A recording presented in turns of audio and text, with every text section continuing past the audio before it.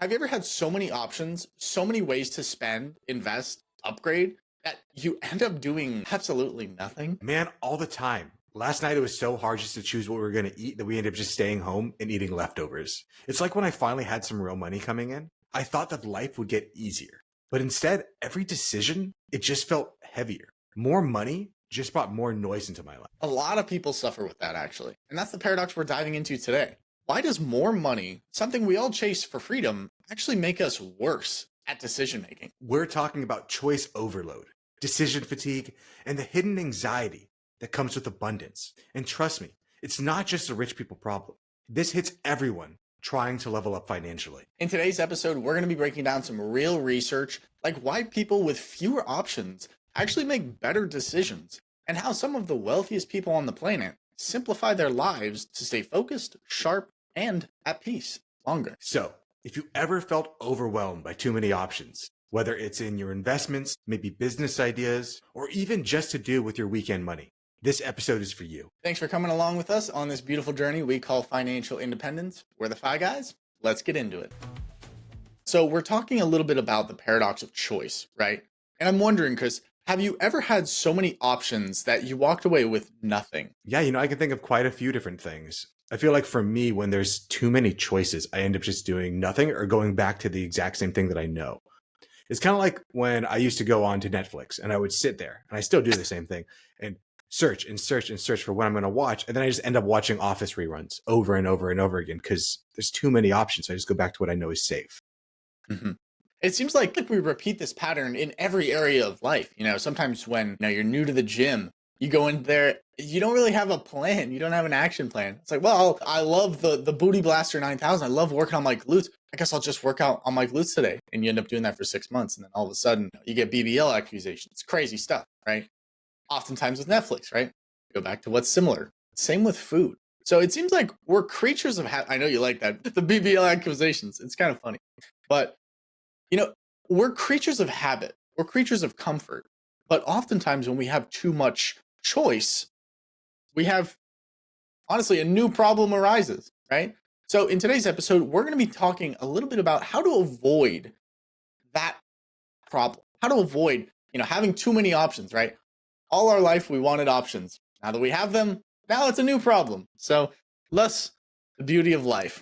We solve one problem, another one arises. So let's get right into today's episode. I'll be taking over on today's show just because I created the notes, I came up with the idea, and that's how that's going to go on today's episode. So with that getting in, let's get right into section number 1, the paradox of choice. This is something that I saw when I was researching this topic from Barry Schwartz.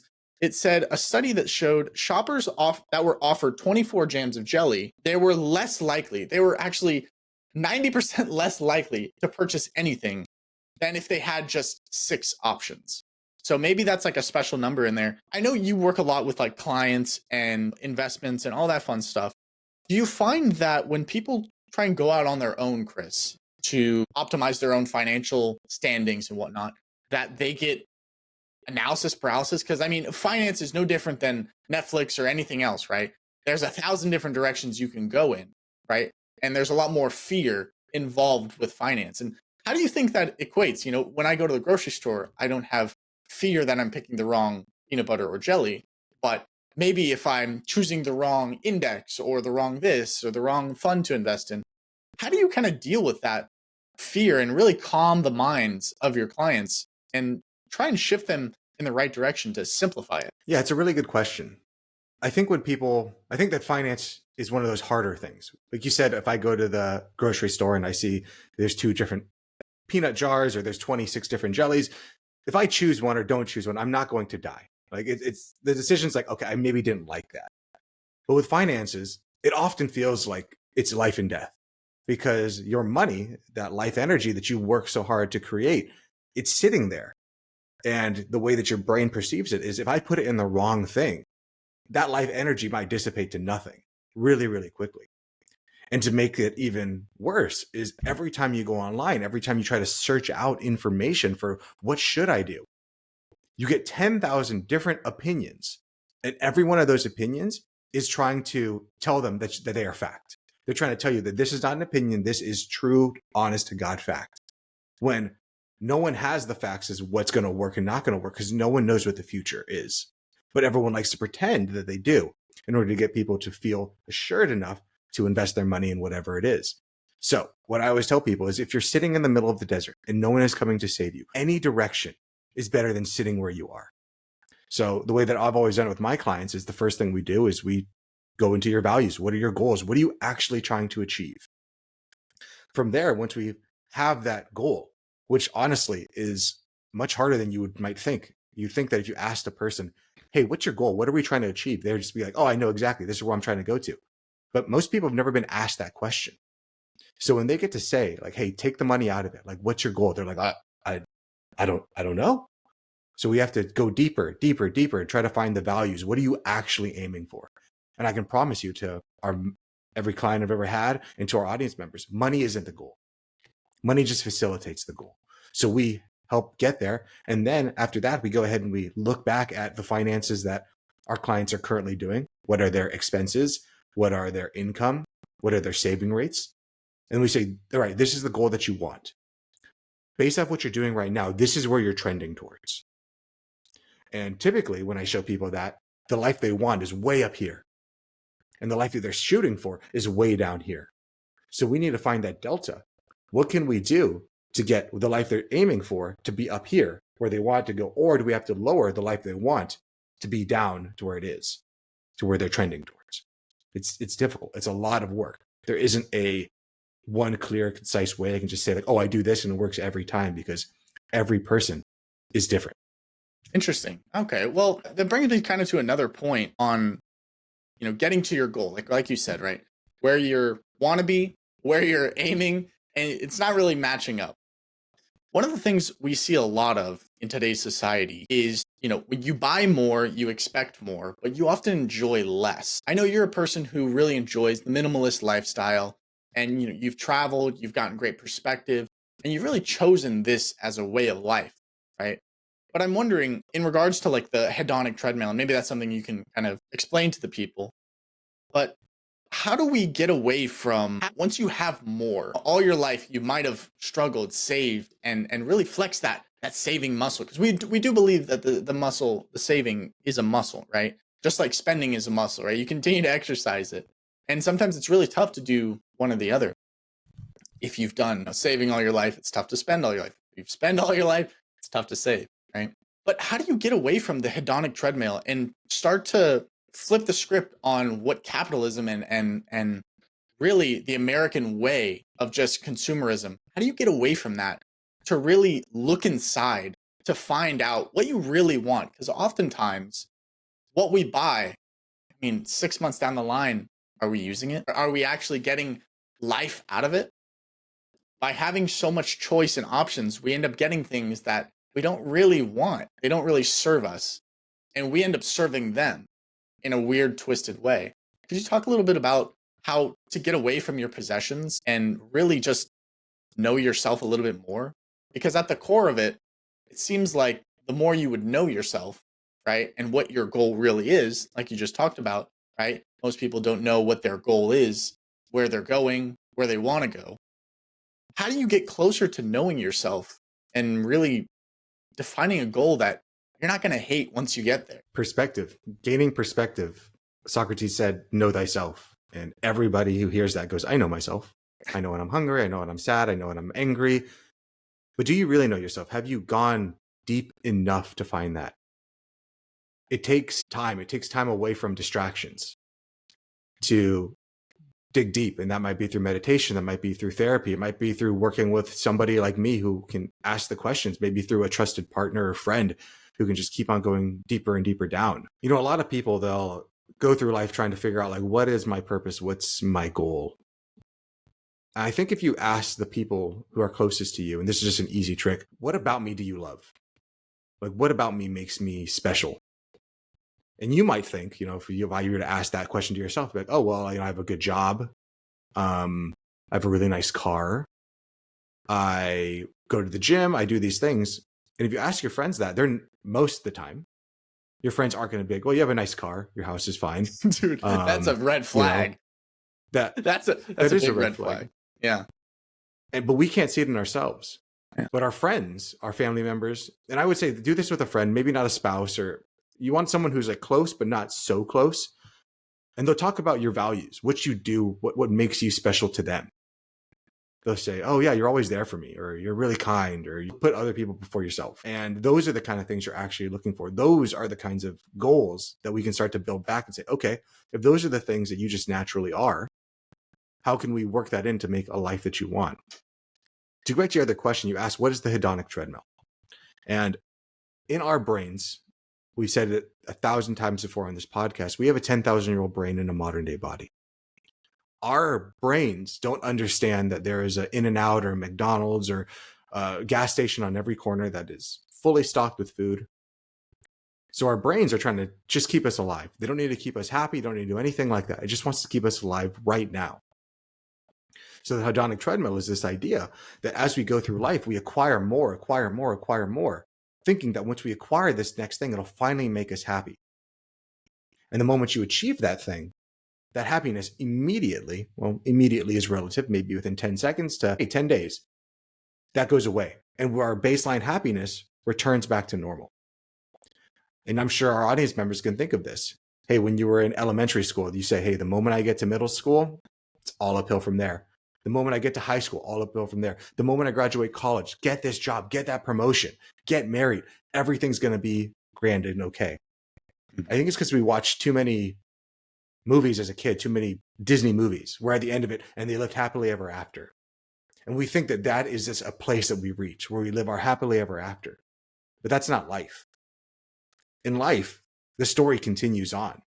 That's just where the story ended for that point, but it continues on and life continues to happen. And as life continues to happen, we return to that baseline level of happiness.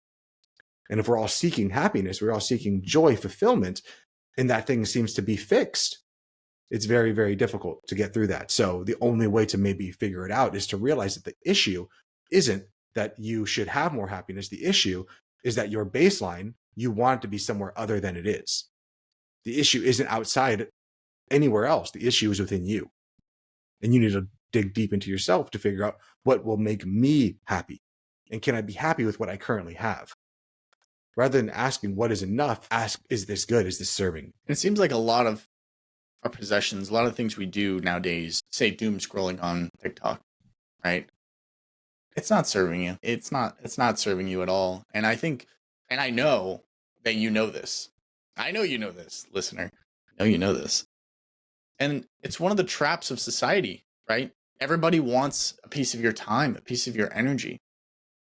And it's so interesting to me how easily we give up the one resource we can never get back, and that's time. I think we need to be a lot more strict with our time.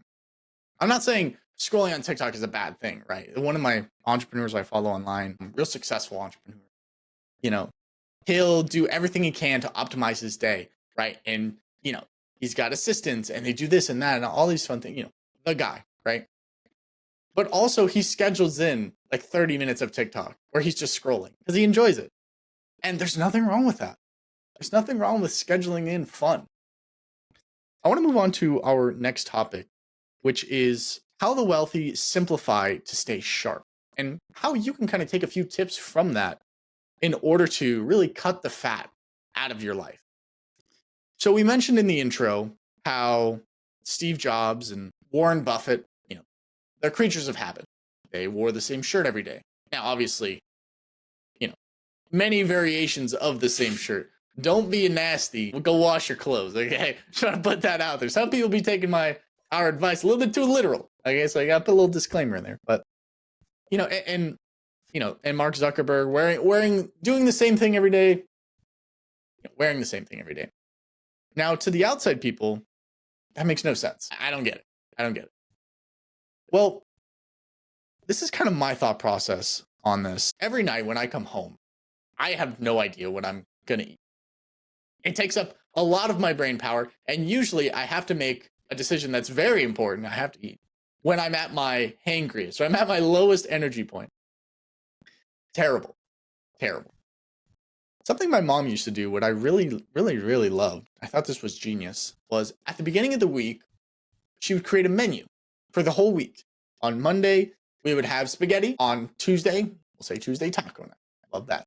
On Wednesday, leftover because we made too much spaghetti, right? And then Thursday and Friday and something else. On and on and on. And I think that's one of the little things we can do in our life. And maybe there's a few other places where you guys can kind of figure out where, hey, if I spend 10 minutes here when I'm at my best, it'll solve the problem for the next week, month, maybe even lifetime, right? I'm not saying plan out every meal of your life, but what I am saying is there's so many places where we can optimize and trim a little bit of fat off the bones and really take that energy. It's like, hey, when I get home, I know I'm having spaghetti, right?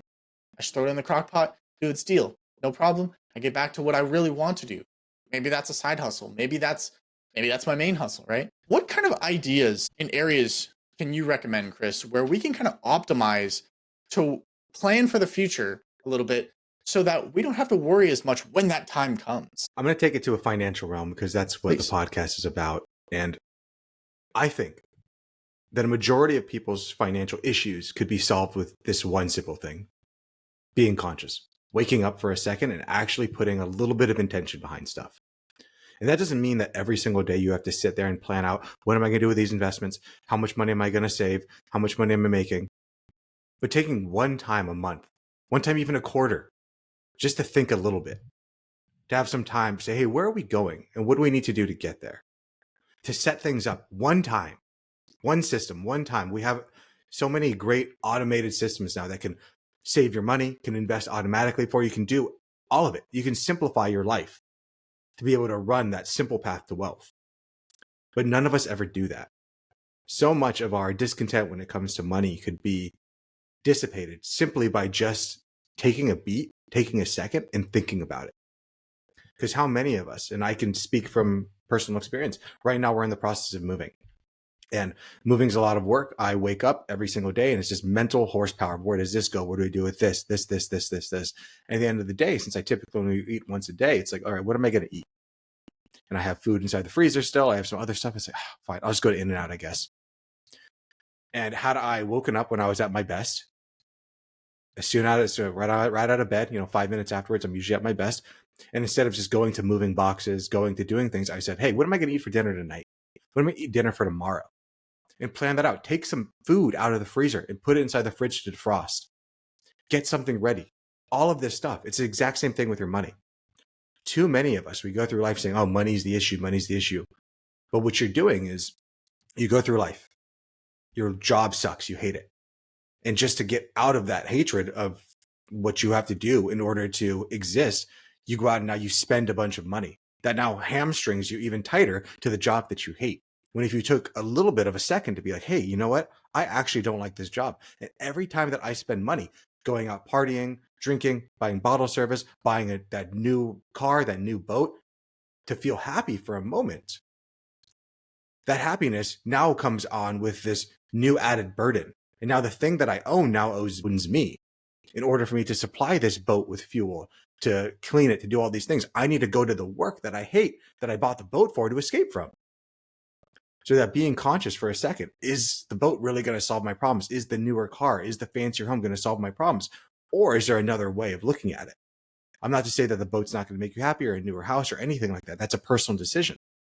But too many of us go through life not actually questioning, not actually looking at those things.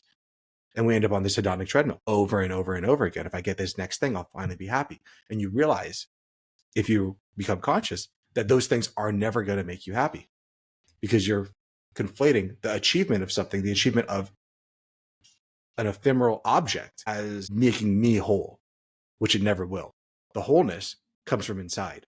No one can give you that. I want to ask you a question, and I think a question that's on a lot of people's minds. A lot of people dream of, they say the American dream is dead. So be it. But for me, it's not. And for a lot of people, it's not. But I wonder, as someone who's had it rough, had it good, right? You've been on the cycle. When you reach that goal, what does that feel like? Nothing. Really? It feels like, wow. Okay. And every issue that you had before that is still there. Money solves money problems. And money problems are real. I'm not going to tell you that more money, more problems, any of that BS. Money does solve real issues. If you are food insecure, if you're house insecure, if on Maslow's hierarchy of needs, that first bottom level, that's survival, that's safety, all of those, for the most part, are solved by money. Luckily, most people aren't in that. We're in level 2, level 3, but we conflate it with level 1. Most people here in America have a roof over their head, even if it isn't the greatest roof. They have a roof over their head. They have food, even if it isn't the greatest food. They have the ability to do things. But what they want is more, more, more, more. And it gets even harder with social media because now you're conflating your life with somebody's life who's out there who's probably conflating their life. They're giving you these highlighted versions of everything that's perfect. You know, we all harken back to a time back in the 1950s. Leave it to Beaver time. Everything was fine. Everyone was happy. Well, if you took a modern day person from 2025 and took them back to 1950 and stuck them inside of one of those houses, a 3-bedroom house, 2-bedroom house, 1 bathroom, 1 car garage, 1,400 square feet for a family of 5, you would say that person is poor. You'd be like, oh man, that's really, really bad. But no one back in the 50s thought that because everyone was living that same life. And the people that were ultra rich, the super rich people, well, guess what? They weren't on Instagram flaunting it. We never even talked to those people. You only saw people in your community. So now when you're in your apartment, your home, and you're looking at it, you're like, oh man, it's only 3 bedrooms. It's only 2,000 square feet. This is awful. Because the person you're conflating yourself is Kim Kardashian, who has 16 houses, or Tom Brady or something like that. Yeah. You're not even in the same realm of who to compare yourself to. Yeah. And to be fair, comparing yourself to anybody is always going to lead to discontent.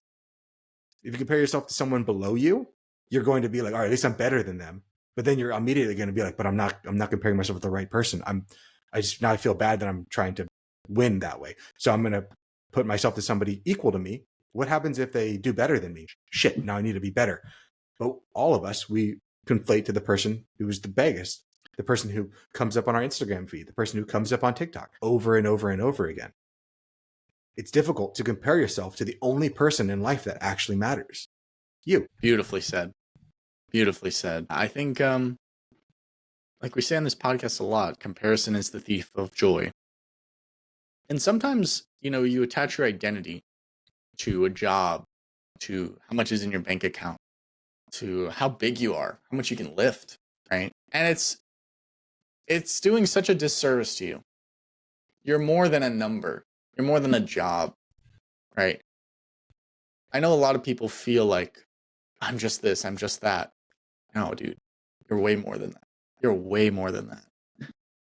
And it's like you said, back in the 1950s, we didn't have Instagram. I didn't even know houses could be that big, right? Back in 1950. And I would have never known. But now that I have seen what's possible, it's a blessing and a curse in the same. And you have to choose which one it is to you.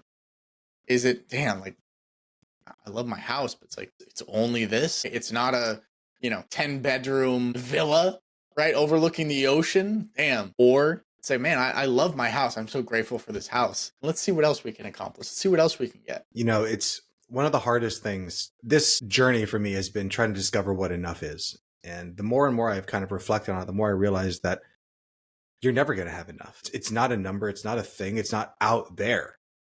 And the more I've reflected and done meditations on just desire can never be craved. It always morphs. It'll always change. So I think the only way to win the game is to stop trying to desire more. And the desire doesn't come from outside of you. It comes from inside of you. That's something that you have the ability to control.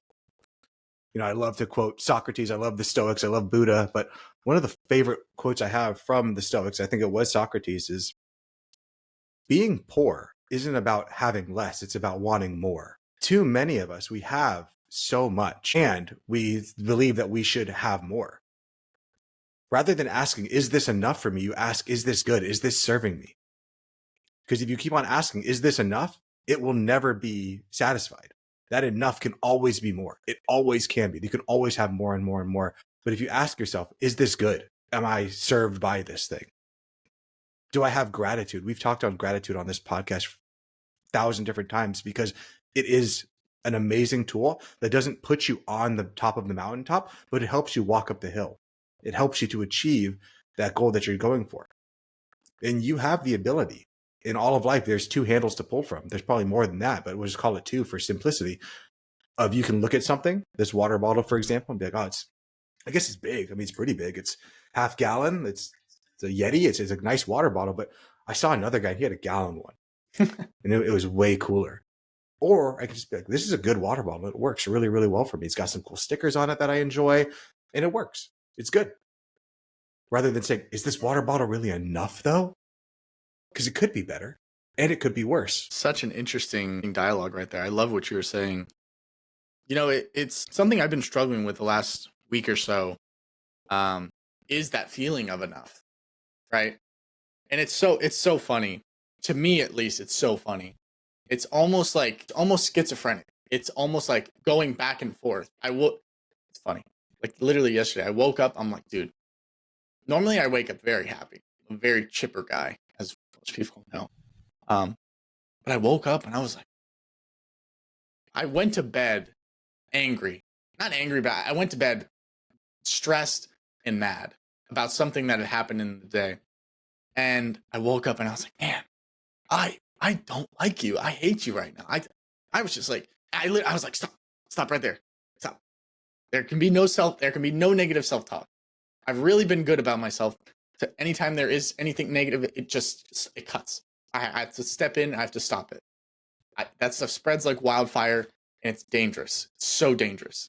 I don't want it anywhere near my brain or my subconscious. About 20 minutes later, I'm in front of the mirror. I've just woken up, as one does.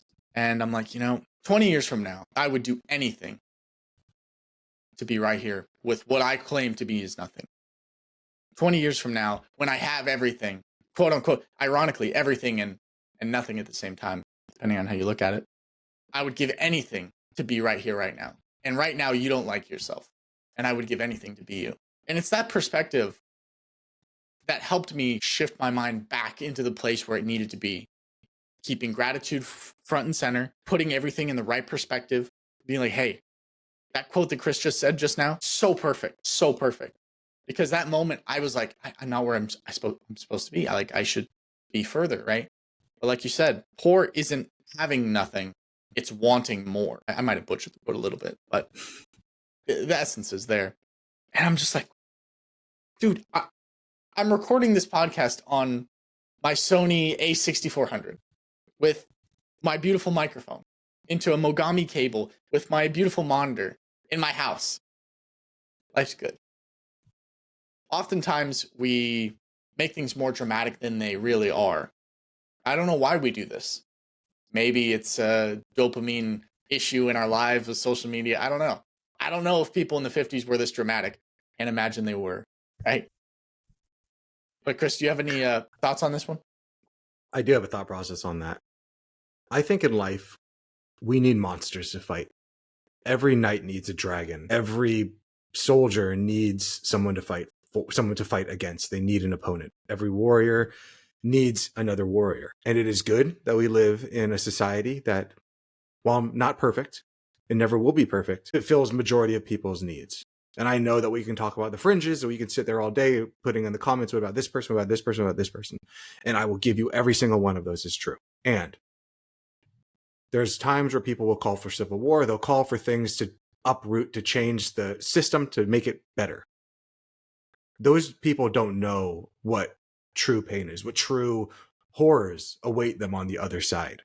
We all need something to fight against, something to rail against, something to believe that we are growing in some way. Because if you feel like you're not growing, well, then you're stagnant. And then you begin to try to tear down the system that puts you into this place of no more growth. Good men have made good times. And now, or good men and women, good people have made good times. There you go. Yeah. And now that we're in those good times, we rail against the system saying, well, it could be better. And it could be. And it could be substantially worse. And that is the balance. That is the goal. Left, right, whatever it is, there are just two extremes. The middle path is what we need to find. The people on the left, they should be so thankful that there are people on the right. The people on the right should be so thankful that there are people on the left. Politically, economically, whatever. Because that push and pull is what allows us to advance. But too many people in their lives, they want it to be black or white. They want it to be either or. When in life, there is very few things that are like that. There are binary. Majority of life is in a quantum state. It is somewhere in the gray, somewhere in the middle. And only till we observe it, only till we get there, does it become true. Only till we decide, is it this or this? Is that true? I want to move on to our final section. And this one is reframe what wealth really means for you. I hope that this podcast so far has made you question a few things about yourself. Maybe it's helped you realign with a version of you that you respected more, or you fell in love with more. One of the quotes from today that I want to stick with you is more is not better, better is better. I don't want you to confuse what people are trying to sell you with happiness, with purpose, right? Real wealth, peace of mind. For me, that's what it is. It's peace of mind. But maybe it's different for you. Maybe it's something that, I want this, I want that. But I hope that, like Chris was saying, we all need a dragon to slay. I hope you're slaying those dragons. And oftentimes, those dragons or demons, whatever you want to call them, they're usually inside of you. And I hope that you're not just winning the battle, you're destroying it. You're killing it out there, right? For this week's action step, I would love for you to change your perspective on what you really want in life and what you really have. Try and see things this week through a different lens. Rather than, man, I could be doing so much more. Change it to say, hey, look how far we've come. And there's even more to go. One kind of thought while you were speaking, Chris, I don't know how to feel about it. And I'll say this. What's so interesting is there's always going to be more to do. There's always going to be more. And the thought that's kind of like breaking my brain over the last 5 minutes, and it's something I've actually been sitting with for a while, is dying with a to-do list. Being on your deathbed knowing that there's stuff that still needs to be done. And I think as humans, we come to a point where it's like, all right, this is the point in time where I will be finished. I will be done. Like Thanos, once, he snaps the finger, then he goes back to his farm and it's like, it's complete. It's done. It is inevitable, right? All that fun stuff. But in reality, there is no finish line. The finish line is always moving. And that's something that kind of scares me. And maybe we'll talk a little bit more on Friday about, but how do you deal with a never-ending to-do list? How do you deal with a society where there's always more? And that's part of the problem, but it's a great problem to have. How do you deal with more? I think that'll be like the theme. I think that'll be the theme of Friday's podcast, is how to deal with more. Do you have any final closing remarks for today's episode, Chris? No, but please write that question down and let's open with Friday feedback with that, because I have thoughts on that as to how to deal with that never ending to-do list, how to deal with that on death's door. There's still so many things to do, because it's true. And there are ways to help mitigate that, because I feel that too. I know exactly what that's like, and I know what works for me. But no, this was a really fun podcast to be able to talk about the paradox of choice. I hope that our audience members can take a moment. I know that we didn't talk specifically about finance too much, but everything is related. Listen to these things, apply it to aspects of your life, and you'll be amazed at how getting better at anything is getting better in everything. So take what we talked about. I know specifically sometimes in the Fi Guys, we don't talk about finance every single time. Everything isn't about what to do with this investment account or blah, blah, blah. Because my estimation, Dominic's estimation, is that majority of people being good with money, 80 to 90%, has nothing to do with the math. It has to do with your mindset. And we're trying to focus on the mindset piece. There are 1,000 different podcasts, blogs, everything that focus on the other 10%. We want to get you 90% the other way there. And Monzon Wealth, other people can get you the other 10%. So with that, thank you so much for joining us. Please leave a like. If you're watching on YouTube, leave a comment. Let us know what things you're going to question this week. How are you going to see light in a different way? And most importantly, please share the Fi Guys with one person. Bring someone along for this journey of financial dependence and continue to spread this fire to help people. Our goal is to make ourselves obsolete so that people don't need financial guidance. But until that time, I'm Chris. He's Dominic. We'll see you on Friday Feedback. Later. Peace. This video podcast is sponsored by Monzon Wealth. The content in this podcast is for informational purposes only and should not be considered financial advice. We do not endorse specific products or services. Past performance does not guarantee future results. The opinions expressed are those of the host and guests, not the podcast sponsor. It is crucial to consult with a qualified financial advisor or professional who can provide advice tailored to your specific needs before making any financial decisions, investments, or taking any other actions. If you are seeking specified help, you can reach out to Chris at monzonwealth.com.